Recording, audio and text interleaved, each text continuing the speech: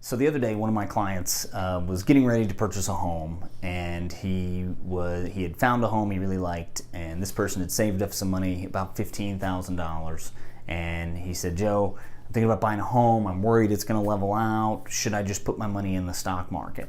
And I wanted to show you today exactly. He ended up buying a home, and he did so because of what I showed him today.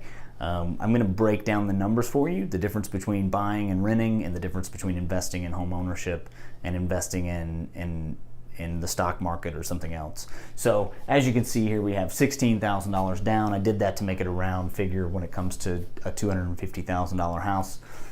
If a $250,000 house, to get into that home as a first-time home buyer, you can take advantage of a government program, an FHA loan. And an FHA loan, you only have to put 3.5% down. And so 3.5% down going into this $250,000 house. We're going to show you that. And then over here, we're going to say, okay, well, I've got the $16,000. What if I put it in the stock market? What would happen? And we're going to work from a 7-year calculator today.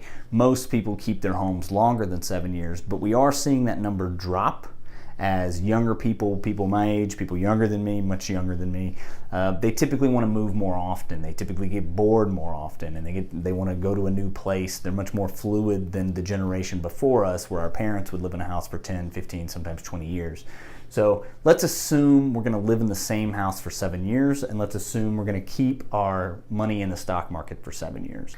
The first thing that happens, first thing you need to know is that there are certain costs that go into purchasing a home. Many of you probably have bought a car before, and you go and you leave, you buy a $15,000 car, and sometimes you leave with a $20,000 loan amount. And that's because you get taxed with insurance and taxes and closing costs and all these things. So I'm going to show you how that works in a house. If we take 3.5% down on this house, and then we're going to have to subtract closing cost, which will be about $5,000. We're going to subtract some money that's due at the closing for certain fees and escrow fees, and maybe your HOA requires you to pay a certain amount up front, etc., etc.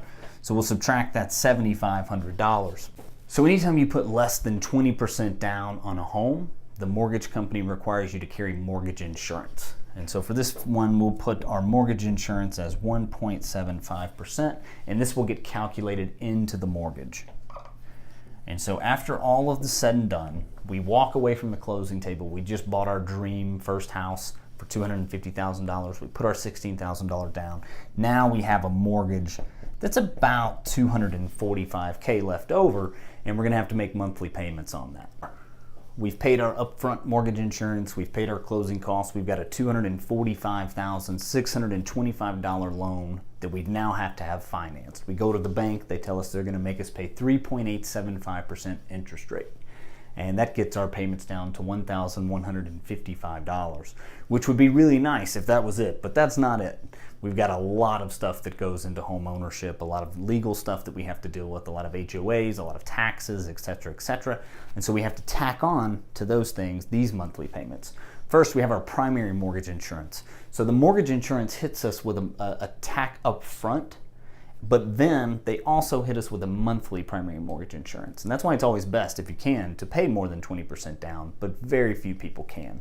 So $173.98 go into our mortgage insurance. We have property taxes. We've got to pay for that land and to be in that place. That's $150 a month for this scenario. We've got property insurance. We have to insure our home against fire, against burglary, etc. We're going to pay $65 a month for that. And here we've got our HOAs. Not every home in Las Vegas has an HOA, but many of the more coveted homes do, and we'll say about $50 for an HOA. Once we get all those things tacked up, we actually end up really close to our monthly payment on the rental. And for this scenario, we'll just write it up there. It's $1,594 is the total, but give or take $6. We could make the HOA $56 to get back to even. So now we're paying the exact same amount per month. We haven't lost any money per month. All we've really done is put our $16,000 into this purchase as opposed to putting it into the stock market. And so now let's see what happens 7 years from now. So here we are. We've got our buy versus rent calculator. Here we've got our $1,600 a month in mortgage. Here we've got our $1,600 a month rent. And we've added up all the fees. Well, now, because we get tax breaks, from our interest rate on the mortgage and for the property taxes we're paying, both at the state and the federal level, we're going to get a tax deduction every month. And so actually, we end up only paying $1,300, $1,500 a month to own this home versus $1,600 a month to rent the home. This is especially beneficial in the first 5 to 7 years because loans are amortized. What that means is, over the value of a loan, when you first pick up the loan, let's say year 1 is here, and year 10 is here, and year 30 is here. Let's say it's a 30-year loan. Well, during the first years, it gradually decreases the amount of the interest that you're paying versus the amount of the principal, which is actually what goes to the value of the home. So over here, we've got, if this much is our payment, this much is interest. Over here, if this is our monthly payment, about this much is interest, and over here, only this much is interest. So they front load the interest, which means in those first 5, 6, 7 years, you're getting a much bigger deduction by being able to deduct that interest from your taxes. So now we have a monthly tax savings of we're saving about $275 every month just on tax write-offs alone. All right, so I've shown you the difference in your monthly payment. We've saved a couple $100 every month, but over the course of 7 years, how does this add up? Well, let's assume you're in the 25% tax bracket, which most people who are buying an FHA loan will be in. And let's assume the property value goes up 4% over the course of these 7 years. Now, here's the deal you need to know. The National Association of Realtors have predicted in Las Vegas that the average home is going to increase in value 6 to 10% over the next 3 to 5 years. So almost double what I'm giving you here. So this is the bare minimum. And I'm just using this to demonstrate a point. This number would be drastically different probably in a normal Las Vegas market, especially assuming that there's a correction in the stock market coming, and that 7% is probably going to be a little less as well. So remember, this is safe, bare minimum assumptions being made. But the house goes up in value 4% every year. We keep it 7 years, and when we sell it, we're gonna lose 9%. It's gonna cost us 3% for the seller commission, 3% for the buyer real estate agent commission on average, though those things aren't standard, and we're gonna spend 3% fixing up the home and paying some closing costs. So we're gonna lose 9% right when we sell it. What happens at the end of 7 years? Well, at the end of 7 years, when we sell this house, the value of that $16,000 we invested is now $66,500. The value of our assets are $88,603. And you say, Joe, well, what about that stock market? Well, if we'd assumed a 7% growth and put it in the stock market, we would have made about $22,103. That's what we would have to liquidate. So about a $6,000 profit over the course of 7 years, which isn't bad. But here, because of the tax savings, not because of the home value going up. Remember, we only gave it a 4%. The stock market's much better than the number we're giving it here.